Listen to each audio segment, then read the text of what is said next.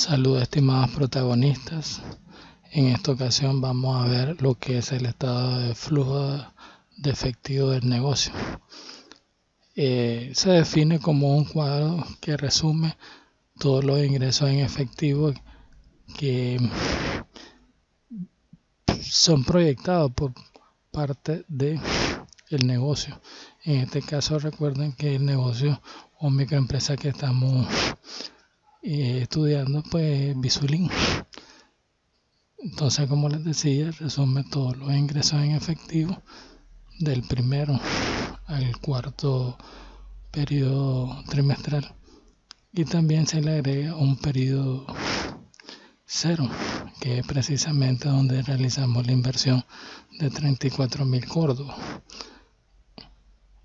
En él, pues, como ustedes pueden ver, se detallan todas las ventas, pero estas ventas no son a crédito, son ventas en efectivo, al contado. Y los egresos, los costos de producción de la fabricación de la pulsera para dama clásica, y también los gastos administrativos, que son parte de los gastos operativos de la empresa. También detallamos los gastos de mercadeo, que van apoyando los esfuerzos de venta para poder alcanzar esos niveles que nosotros indicamos. Y los impuestos que obviamente habrá que cumplir los compromisos con el Estado. En este caso, ustedes pueden observar que es una cuota fija, porque se trata de una microempresa y por lo tanto la Dirección General de Ingresos lo que estima es una cuota administrativa por tratarse de una microempresa. Entonces, este cuadro resumen nos permitirá determinar los flujos de efectivo que va teniendo el proyecto a lo largo de cada uno de los trimestres y el total anual, con la finalidad que posteriormente podamos hacer una evaluación financiera para ver la viabilidad, si es factible desde el punto de vista financiero emprender el negocio o no, o sea, aceptarlo o rechazarlo. Hay varias técnicas para poder realizar eso. Uno de ellos es el valor actual neto, que vamos a explicar más adelante, o bien puede ser la tasa interna de retorno. Entonces vamos a pasar a entender cómo se elabora el estado de flujo de efectivo, en nuestro caso, del caso demostrativo de la microempresa Visulín. Entonces, ¿qué es lo que hacemos? Recordemos que nosotros habíamos elaborado anteriormente un presupuesto de venta en Córdoba, donde nosotros indicábamos los importes de venta por cada uno de los trimestres del año y el total anual, de acuerdo a las unidades que nosotros íbamos a vender, teniendo en cuenta la información de que los precios iban a variar en el tercer y cuarto trimestre un 20%. Ahí observamos que en los dos primeros trimestres el precio es de 50, la pulsera clásica, pero ya en el tercero y cuarto los valores de los precios se incrementan un 20%. Eso hace de que el total anual de las ventas, ya una vez cuantificado las ventas de contado, sean de 660.000. Ese valor, estos valores de cada uno de los trimestres del año y el total anual se transfiere precisamente al estado de flujo de efectivo del negocio, y ahí lo podemos observar. Otra de las cosas importantes que hay que recordar es que nosotros elaboramos un costo de producción. El costo de producción, pues ya saben que se componen de los tres elementos del costo: las materias primas, la mano de obra y los gastos indirectos de fabricación, o lo que algunos le llaman carga fabril. Entonces nosotros cuantificábamos de acuerdo a las unidades producidas las materias primas que requeríamos en términos monetarios para poder comprarlas y poder realizar esa producción por trimestre. Entonces ahí tenemos 29.274, 39.408, 30.964, 43.348. Sumamos, ahí lo podemos observar, y el valor que nos da es 142.993. Ese es el total por trimestre y el total anual. En el caso de la mano de obra, pues de acuerdo a las necesidades de mano de obra, de horas de mano de obra, multiplicábamos por el salario de hora de mano de obra directa, que habíamos estimado en 20.79. Para obtener el valor o el costo de la mano de obra, pues lo que hacemos es únicamente multiplicar lo que es el total de necesidad de mano de obra en horas por su valor, que es 20.79, que habíamos determinado de que se le iba a pagar pues por hora a la mano de obra. Ahí vemos pues el producto, que es 5.255, y así sucesivamente por cada uno de los trimestres del año, y luego sumábamos, pues, ¿verdad? De tal manera que nos resulta un total anual de 24.456, que es lo que se le pagaría a los operarios que realizan la pulsera Visulink clásica. En el caso de la tasa predeterminada, pues recordando un poco, teníamos el gasto indirecto, que es la suma de todos aquellos gastos que se realizan pero que no se pueden identificar claramente en el producto terminado. Entonces lo dividimos entre la producción promedio mensual de pulsera, y nos daba 1008.33, y hacíamos la división. Eso nos daba una tasa predeterminada de gasto que se le asignaba a cada una de las pulseras de 3 Córdoba con 60 centavos. Posteriormente lo que hacíamos es multiplicar la unidad por el gasto asignado a cada una de las pulseras que fabricamos. Eso nos daba un producto, ¿verdad? En el primer trimestre resulta 9.363. Luego sumamos los tres componentes, del costo, que es la materia prima, la mano de obra y el gasto de fabricación, y nos resultaba el costo de producción por trimestre. En el caso del primer trimestre, 43.892, posteriormente 59.085, y así sucesivamente por cada trimestre del año hasta el total. Entonces estos valores totales se transfieren hacia el estado de flujo de efectivo. Ahí lo podemos observar, que fueron transferidos tal y como fueron determinados en el presupuesto de costo de producción. Importante señalar que los dos gastos que le siguen, que es gasto administrativo y gasto de mercadeo, pues ya corresponden a gastos de operación de la empresa. Vamos a ver un poco cómo se estructuran, o recordar cómo se estructuran los gastos.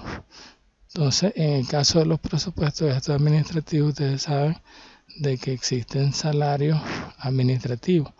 Eso precisamente se debe a que en la estructura organizacional o organigrama de la empresa, pues tenemos 3 cargos administrativos: el gerente propietario, que es el que dirige las operaciones del negocio; el responsable de compras de almacén;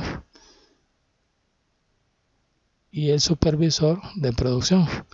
Estos 3 son cargos administrativos con salario fijo mensual, que habrá que reconocerle.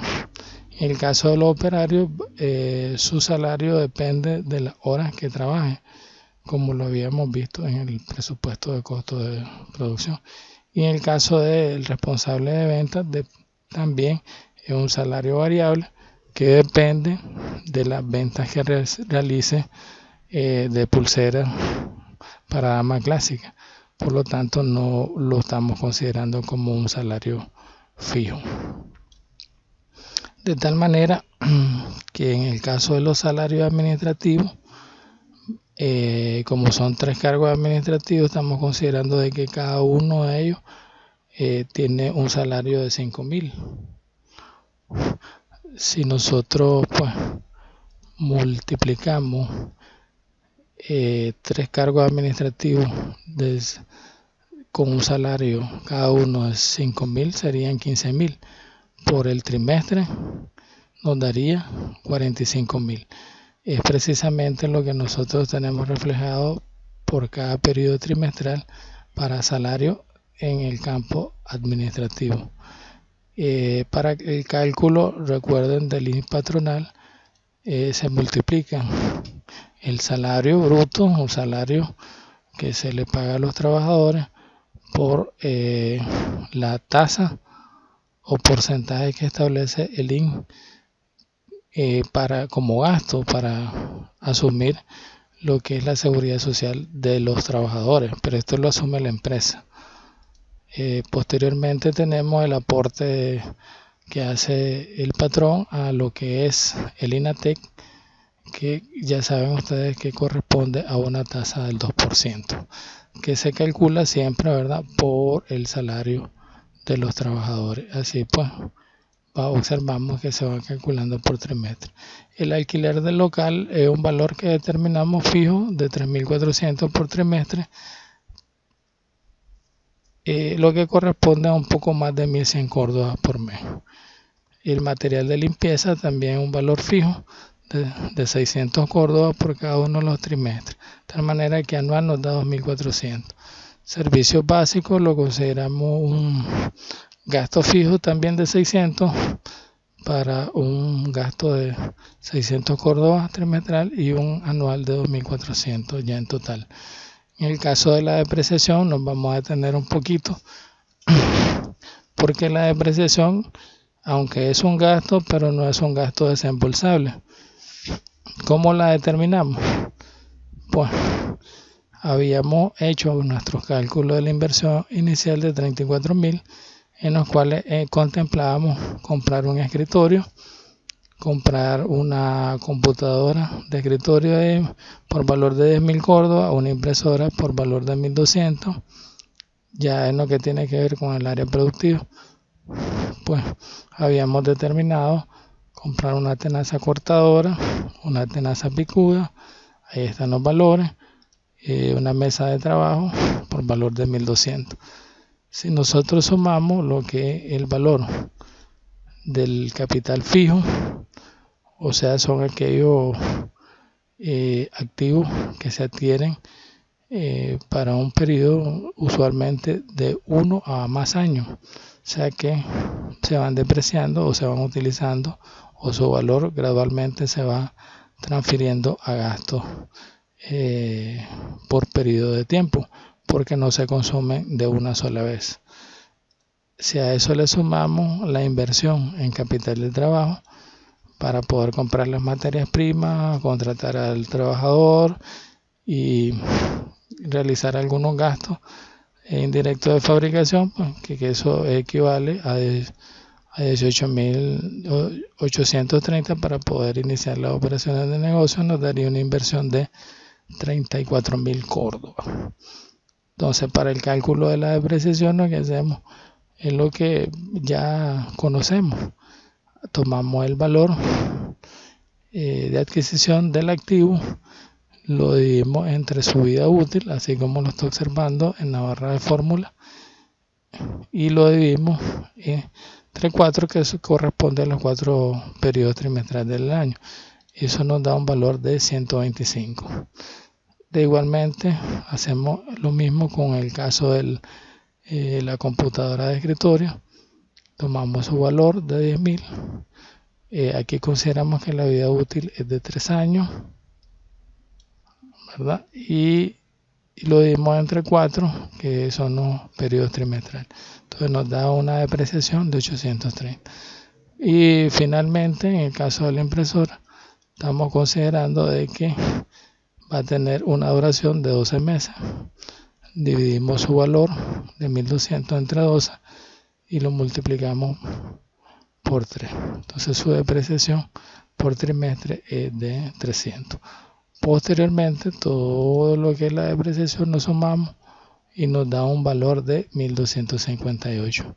Entonces, en el cuadro de gastos de presupuesto de gastos administrativos, pues observamos el valor de la depreciación, que es 1258 por trimestre, para un total de 5033 en el año. Consideramos otro, ¿verdad?, gastos administrativos misceláneos por valor de 22.500 por cada uno de los periodos trimestrales. Eso nos da un total de 90.000.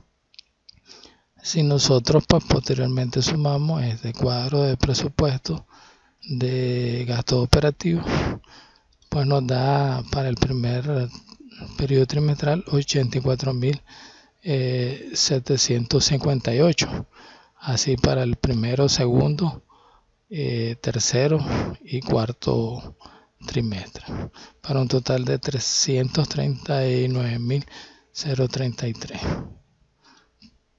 ¿Verdad? Que es la suma vertical de todo ello. Importante entender la diferenciación de lo que es la base de la acumulación de la base de efectivo. Cuando nosotros vamos a considerar estos gastos administrativos dentro del estado de flujo de efectivo o flujo de caja, pues tenemos que establecer una diferenciación correcta, ¿verdad? En el caso de los gastos administrativos, recuerden de que a los trabajadores habrá que pagársele vacaciones y 13º mes. Entonces, en este caso, los 45.000 Córdoba, ¿verdad?, habrá que dividirlo entre 12 meses.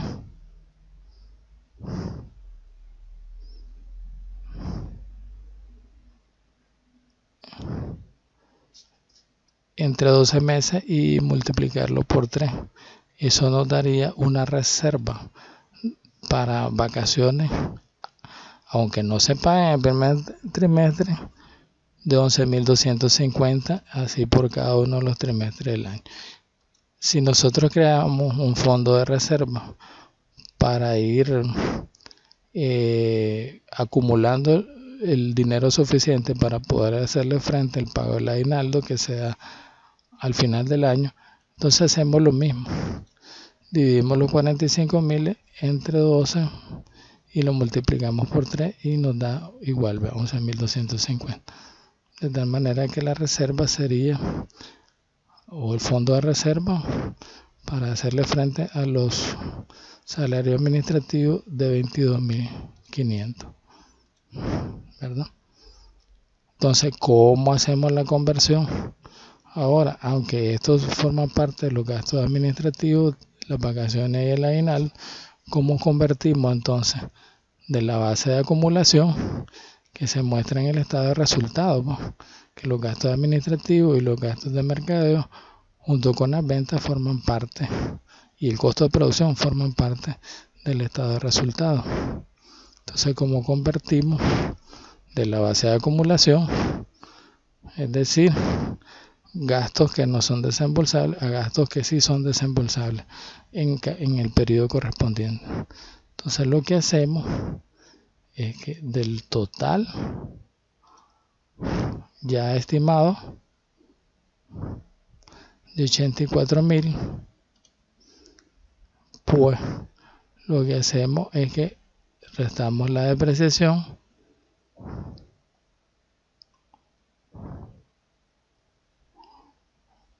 restamos las vacaciones y nos da un total de 61.000, ¿verdad? Recuerde que los otros corresponden a las vacaciones y el aguinaldo, por eso es que lo restamos acá. Entonces nos quedaría únicamente 61.000. De igual, ¿verdad? Del total de gastos, aquí lo podemos observar, vamos a restar la depreciación, las vacaciones que se acumularon y el aguinaldo, nos da 61.000. Pero en el segundo trimestre sí efectivamente se va a desembolsar el pago del aguinaldo y el pago de vacaciones. Por lo tanto, acá habrá que hacer un ajuste. Al total que tenemos, 61.000, habrá que sumarle el pago de vacaciones de 22.500. Igualmente, ¿verdad? Hacemos lo mismo para el tercer y cuarto trimestre. Al valor total de 84.758 restamos los valores de la depreciación, el aguinaldo y las vacaciones, porque no se pagan en ese mes, aunque sí se reservan. Eso nos da un total de 61.000. Y en el caso del cuarto trimestre, pues de igual manera le restamos lo que hemos reservado, el fondo de reserva que hemos creado para depreciaciones, vacaciones y el aguinaldo.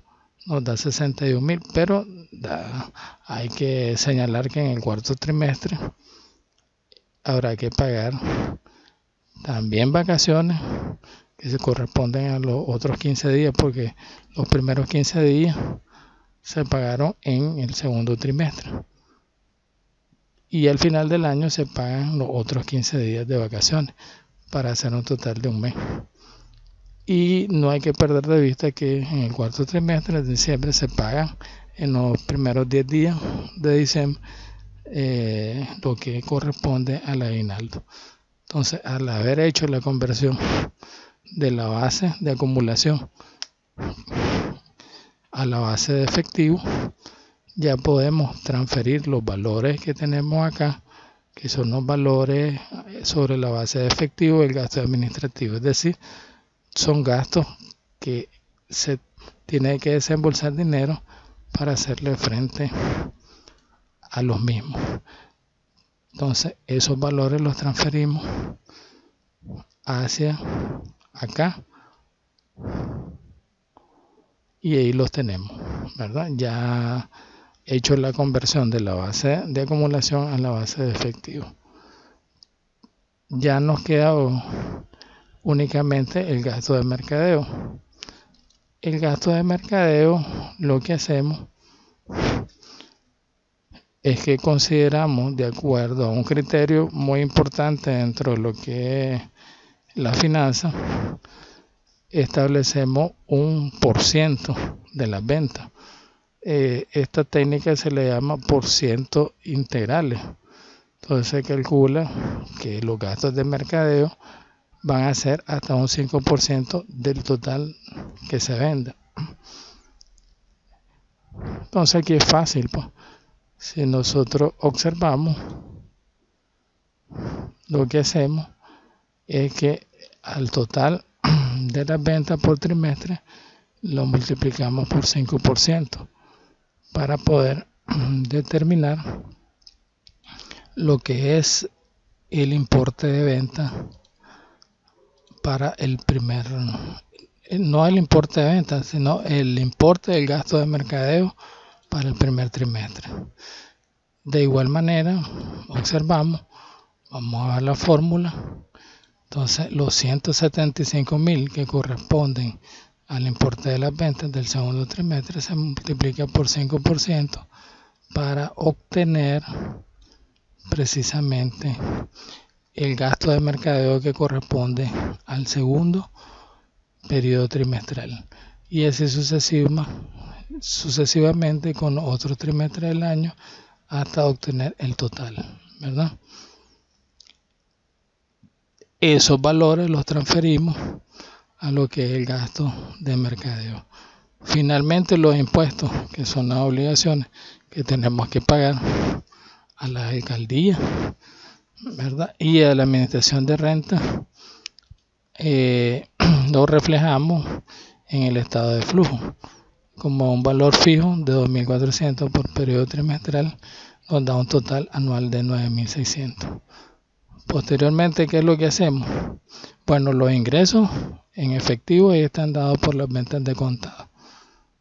Por los egresos, pues tendremos que hacer una operación de sumar todos los gastos que corresponden a costo de producción, gasto administrativo, gasto de mercadeo e impuestos, para que nos dé el total de los egresos para ese periodo trimestral. Así se hace para cada uno de los trimestres del año y posteriormente para el total anual. De acuerdo al cuadro de estado de flujo efectivo, lo que correspondería es indicar la inversión, pero se indica en el periodo cero. ¿Qué significa esto? Que previo al inicio de las operaciones del negocio, es decir, las actividades de compra-venta, es necesario realizar una inversión inicial. Ya nosotros habíamos determinado que era de 34.000. Si la volvemos a repasar, vemos que lo que corresponde a inversión en capital fijo y a inversión en capital de trabajo. Entonces, en el estado de flujo, pues, la transferimos en el periodo cero de 34.000. Ya. Ahora, aquí indica que para obtener C habrá que restar el total de A menos el total de B para obtener el flujo neto.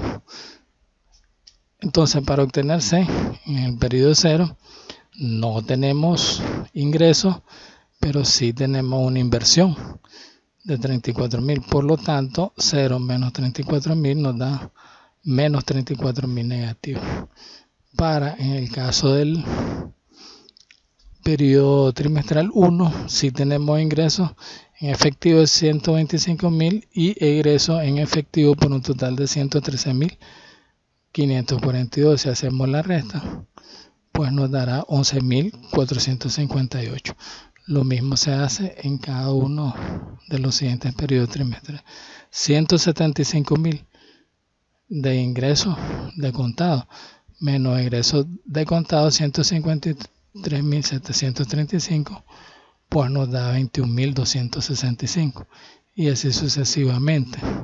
Se hace para cada uno de los periodos y el total del año. De tal manera de que el proyecto va a tener un ingreso en efectivo anual de 72.379. Ya una vez que tenemos el cuadro del estado de flujo en efectivo con los ingresos en efectivo proyectados para la microempresa Visulín, es posible poder determinar si es viable desde el punto de vista financiero realizar o no la inversión. Entonces vamos a pasar a lo que es la evaluación financiera. La evaluación financiera nos permite conocer si es viable realizar la inversión o no. Para poder hacer la evaluación financiera es necesario elegir una tasa mínima de rendimiento esperada, que es lo que se le llama TREMA. Nosotros en nuestro caso hemos elegido la tasa del 34%. Vamos a evaluar financieramente el proyecto. ¿Qué quiere decir esto? De que el inversionista no está dispuesto a emprender el negocio si el rendimiento o la ganancia por cada Córdoba que invierte le va a generar 34 centavos adicionales al Córdoba que invierte, es decir, un 34% de rendimiento de ganancia sobre la inversión. Entonces acá es importante saber cómo se encuentra el banco.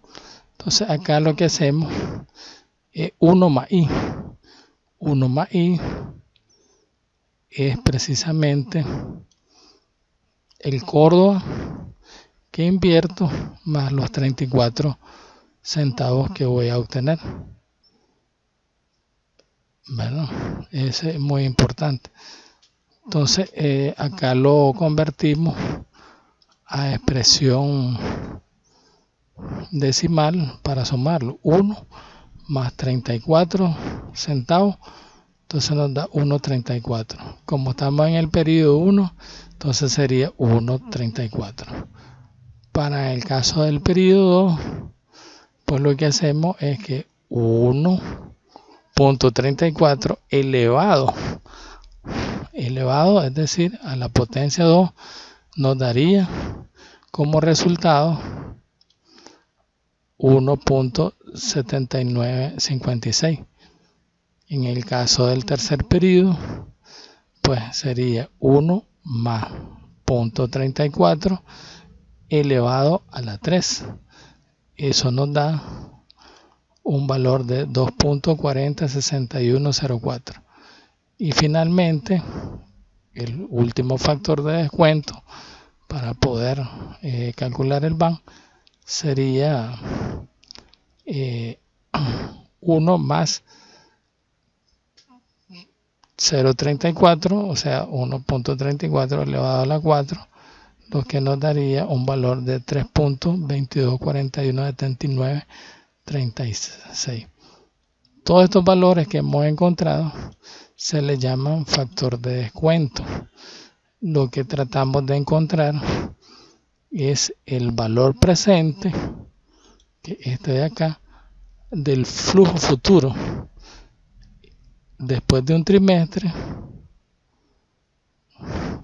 Vamos a obtener 11.458, pero si le descontamos, lo dividimos entre 1.34, lo que vamos a obtener es un valor presente de ese flujo futuro. Ustedes saben que no es lo mismo un Córdoba dentro de un mes que un Córdoba el día de hoy.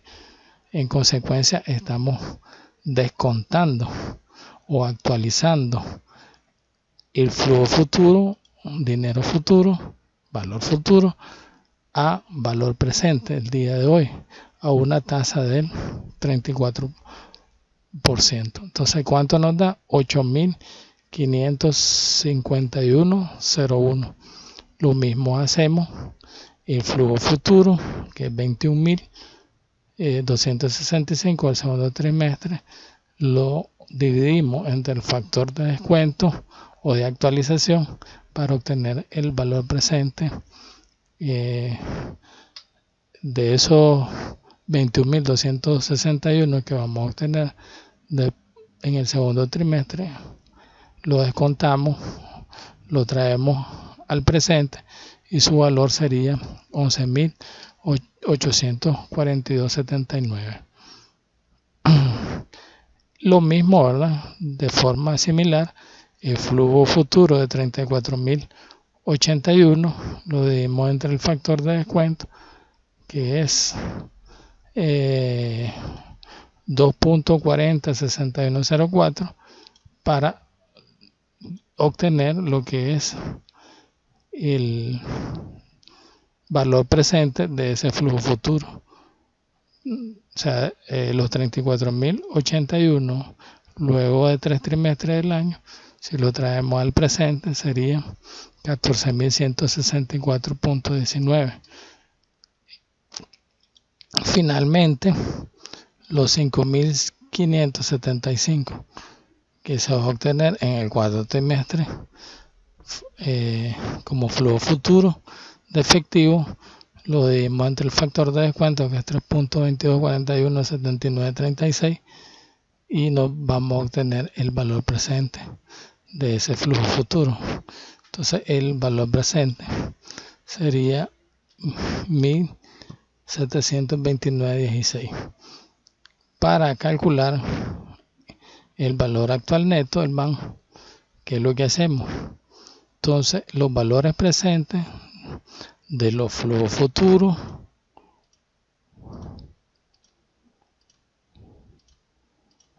todos estos son los valores presentes de estos flujos que están acá. Estos son los valores presentes. Entonces todo ese dinero que se va a obtener en el futuro se trae al presente, se suma y se le resta la inversión, tal y como se muestra acá en esta operación.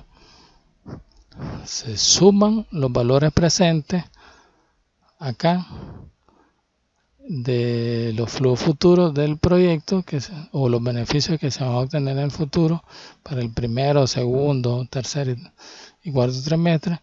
Se suman ellos y se resta a la inversión.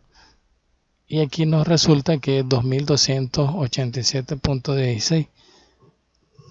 Como nos resulta positivo, entonces es importante recordar que el valor actual neto o valor presente neto tiene tres criterios. El primero, que el BAN nos dé mayor que 0. Entonces en este caso se aceptaría el proyecto.